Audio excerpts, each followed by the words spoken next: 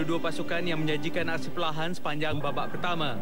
Apatah lagi Johor tanpa beberapa pemain utama yang cedera seperti Daniel Guiza, Aidil Zafan Abdul Razak serta Syafiq Rahim. Skuad bimbingan Fandi Ahmad jelas ketumpulan penyudah meskipun Safiz Ali dan Nosyarul Ilan Talaha bertindak selaku penggempur. Kekurangan ini dimanfaatkan Felda United mengimbangi permainan untuk babak pertama berakhir tanpa gol.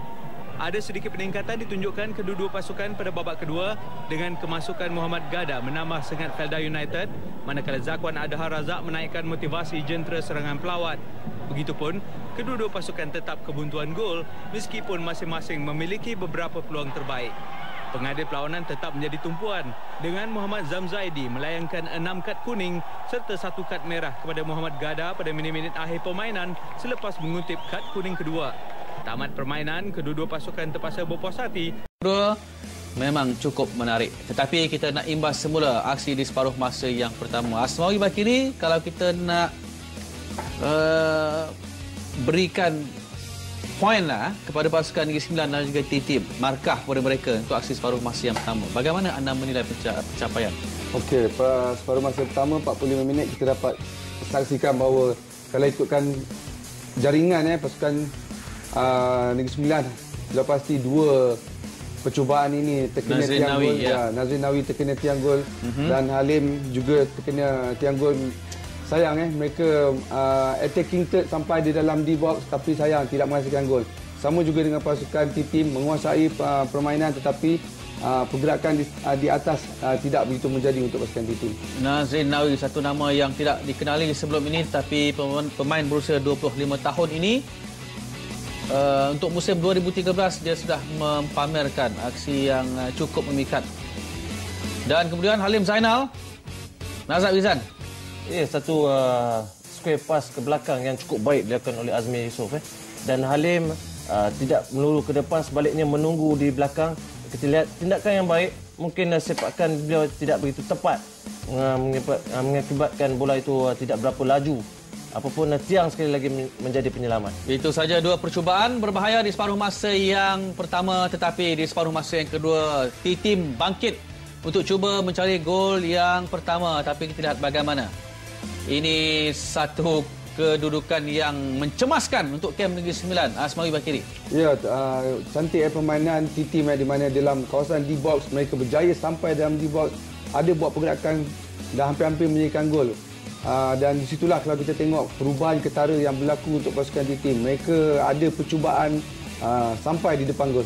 Syaurin, kita lihat dari luar kotak penalti, dia berada dalam kedudukan yang agak baik untuk menghasilkan jaringan, tapi pemain ini nampaknya kecewa kerana kita dapat lihat bagaimana Iqbal Suhaimi sudah pun keluar daripada posisinya, namun percubaannya tidak menerjah jaring. Di Poras tidak mengecewakan Nazab di separuh masa yang kedua? Saya lihat beliau telah berusaha dengan sebaik mungkin untuk kurang-kurangnya cuba melakukan satu rembatan one touch, tetapi tidak menjadi. Kita lihat mungkin teknik yang tidak berapa baik. Beliau juga sedikit sebanyak mengucak-kacirkan, tetapi mungkin kedudukan beliau ataupun cara beliau untuk menjadikan gol tidak berada dalam kedudukan yang baik. Okey, sekali lagi Nazrin Nawi membuktikan bahawa dia memiliki sentuhan jaringan Asmawi Bakiri, tapi sayang tuah tidak menyeberangi pemain ini. Ya, kesemua dia punya try Akbar, kita dapat lihat tepat semuanya. Betul. Tiada yang terkeluar daripada tepat ke arah pintu gol. Ya, ke arah, tak ada terkeluar daripada arah gol di mana Iqbal berjaya menang semua rebatan dia. Tapi itulah pemain ini saya memberi kepujian pemain ini di mana kita enjoy dia tengok cara permainan dia menggunakan kaki kiri, larian yang pantas dan mempunyai sepakan yang baik. Okey, ini dia pemain gantian Muinuddin Mokhtar. Ini percubaan kedua untuk pasukan T-Team di separuh masa yang kedua ini, agak jauh sedikit tersasar. Namun kita lihat ini bagaimana Modibo, pemain yang naik ke atas untuk membantu bahagian serangan, tetapi sayang sekali tandukannya tidak menepati sasaran di minit yang ke-83 tadi. Ini sekali lagi Nazrin Nawi. Kita akan berkatakan lebih banyak tentang pemain ini, Nazab dan juga Asmawi Bakiri. Kalau kita rekodkan sudah 4 atau 5 percubaan pemain ini tepat ke arah pintu gol, namun mujur Iqbal Suhaimi berjaya untuk menampan percubaan kencang kaki kiri pemain yang pernah bersama dengan UPB My Team pada musim 2008-2009. Ini Caleb Folland, peluang terakhir minit yang ke-89 untuk menghasilkan gol, tapi malam ini sayang sekali dia tidak dapat meletakkan namanya selaku penjaring bagi pasukan India. Akhir sekali, ini dia. Kita akan bincangkan lebih mendalam, tetapi Nazab Izan, ini satu, anda melompat tadi Nazab, tapi sayang sekali tak dikira kerana dia offside. Jelasnya offside? Jelas offside. Kerana saya juga agak menyedihkan kerana mungkin Dipura sepatutnya dapat melihat kedudukan beliau di Stadium Shah Alam Selangor yang turun tanpa 3 tonggak utama iaitu Ramesh Dayub, Francis Fokedo dan Muhammad Raimi Madno akibat digantung perlawanan sebelum ini memaksa jurulatih Irfan Balti merombakan barisan utamanya. Tampil dengan beberapa cubaan namun babak pertama nyata kedua-dua pasukan yang tampil longlai kekal dengan kedudukan tanpa jaringan. Kembali selepas rehat, kedua-dua pengendali membuat penukaran beberapa pemain. Tuan rumah yang memasukkan Eskunalan bagaimanapun berpeluang menghasilkan beberapa gol namun belum cukup tajam untuk menembusi gawang lawan. Begitu juga dengan PKNS, beberapa cubaan solo pemain importnya Patrick Ronaldinho mudah diselamatkan penjaga gawang tuan rumah Syadbini Alawi. Tamat perlawanan, Selangor 0, PKNS 0.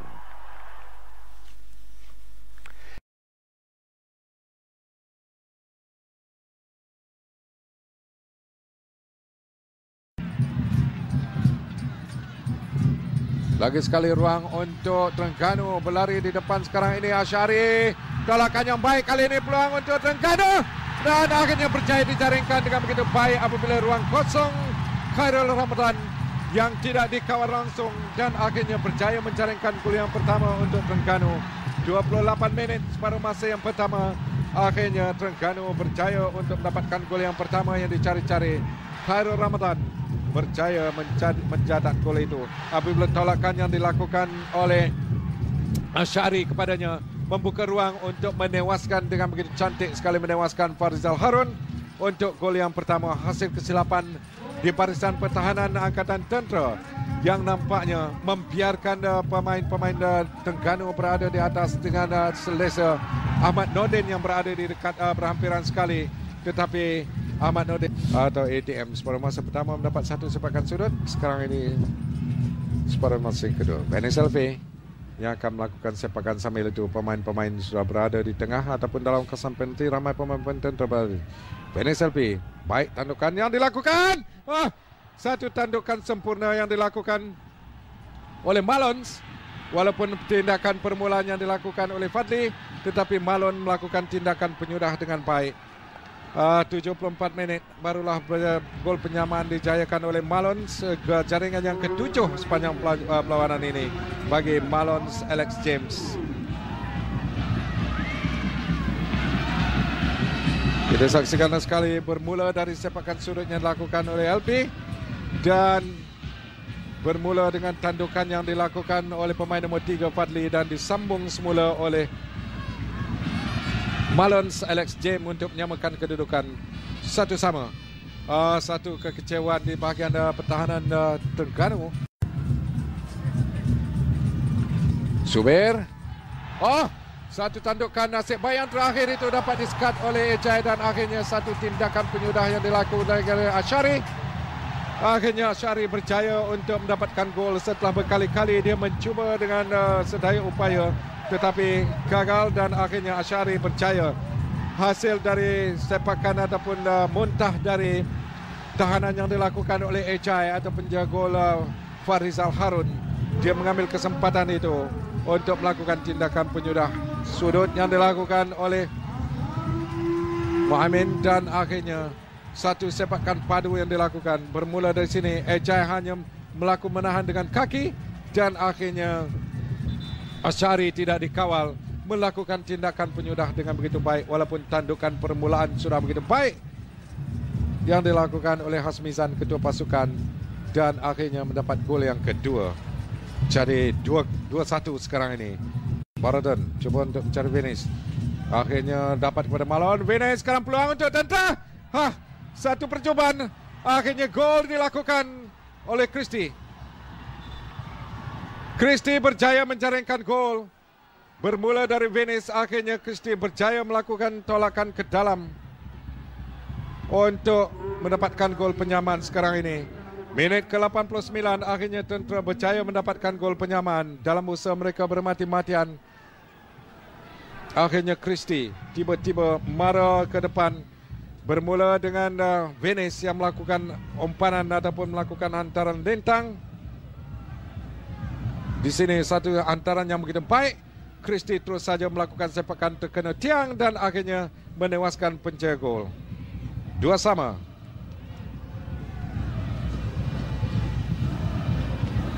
Begitulah Tentera nampaknya dalam usaha mereka keluarkan dari kawasan bahaya.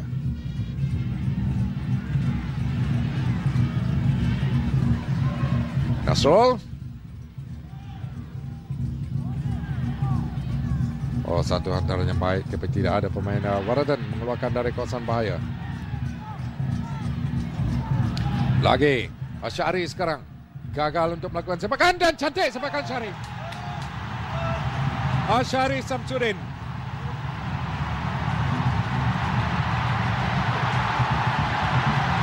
Dia tidak dikawal. Dari jauh dia dapat menewaskan Ejai untuk gol ketiga kepada Terengganu. Di saat-saat akhir masa kecederaan ataupun masa tambahan.